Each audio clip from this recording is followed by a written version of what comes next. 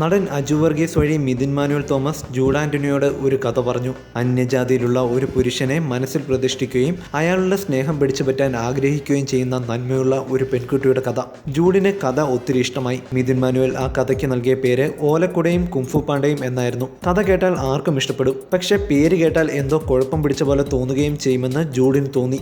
കഥയുമായും കഥാപാത്രമായും ചേർന്ന് നിൽക്കുന്ന മലയാളത്തമുള്ള ഒരു പേര് മതിയെന്ന് തീരുമാനിച്ചു. ഒടുവിൽ അണിയറ പ്രവർത്തകർ ചേർന്നുള്ള ആലോചനയിലായിരുന്നു ആ മനോഹര പേര് പിറന്നത്. പ്രണയമന്ത്രമായ ഓംകാരവും വിശുദ്ധ ദിനമായ ഓശാനയും ചേർത്ത് വെച്ചുകൊണ്ടായിരുന്നു ഓം ശാന്തി ഓശാന എന്ന പേര് പിറന്നത്. നിവിൻ നസ്രിയ ജോഡിയുടെ ഓം ശാന്തി ഓശാന 2014 ബോക്സ് ഓഫീസിനെ ഇളക്കി മറിച്ച വിജയമായിരുന്നു സ്വന്തമാക്കിയത്.